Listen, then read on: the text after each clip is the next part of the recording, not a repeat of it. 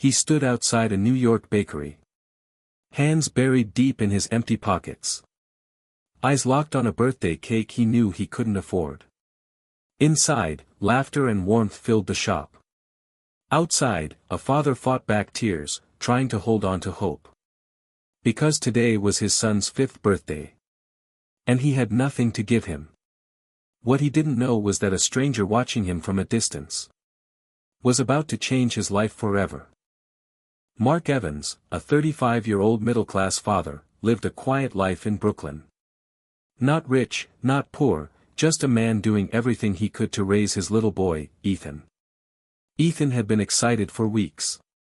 It was his first birthday party with school friends. "Daddy. I invited Noah, Liam, Emma, everyone."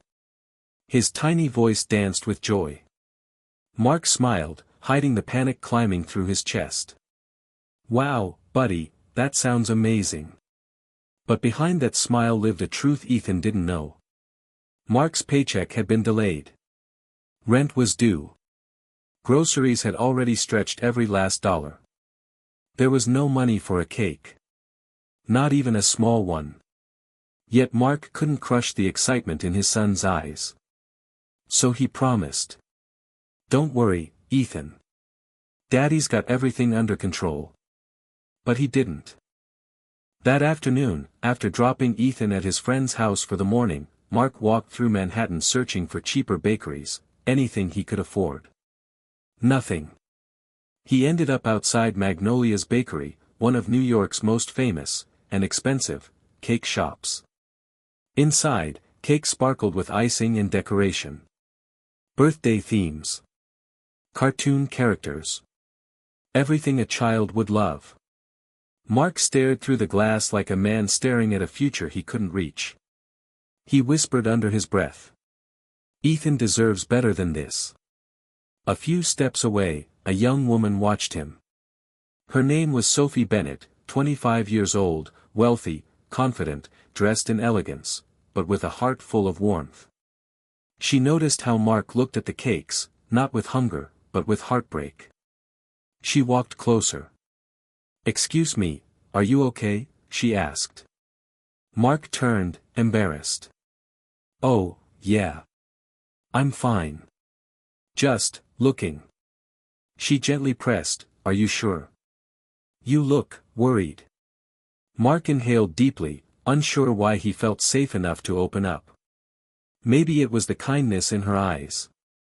Maybe he just needed to tell someone.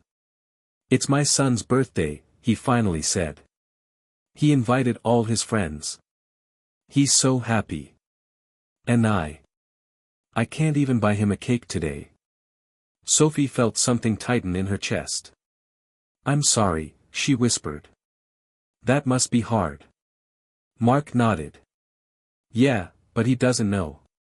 And I don't want him to feel like his dad failed him." After a small pause, he forced a smile, thanked her for listening, and walked away. Head down, heart heavy.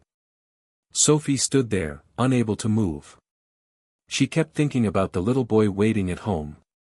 About a father trying to protect his son's happiness.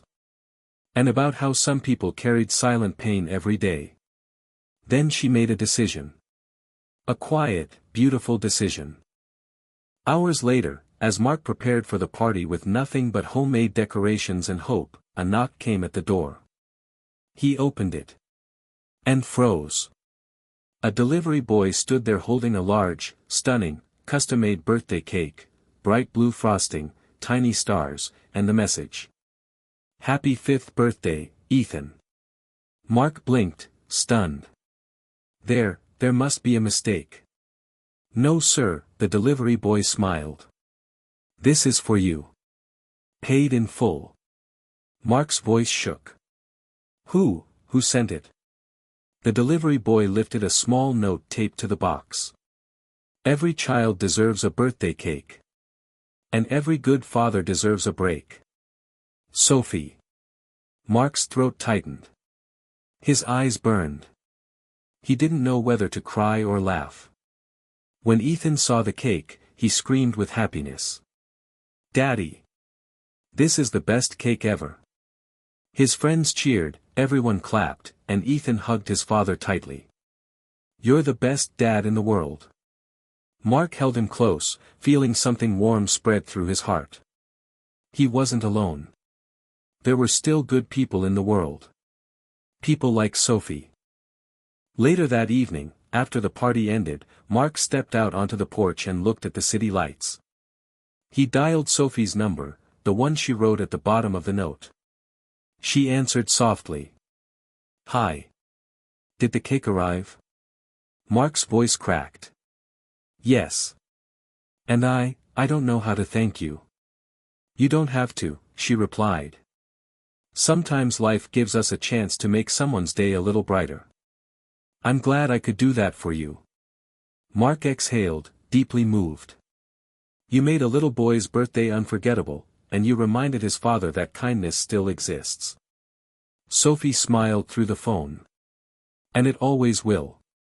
You're doing great, Mark. Don't forget that." They hung up, both feeling lighter, connected by an act of kindness that neither would ever forget. Sometimes the smallest act of kindness can become the greatest memory of someone's life. You never know how deeply you can touch someone's heart, simply by caring. If this story touched your heart, make sure to subscribe to Souls Connecting Tales, where real stories of kindness, love, and hope remind us that humanity still shines bright.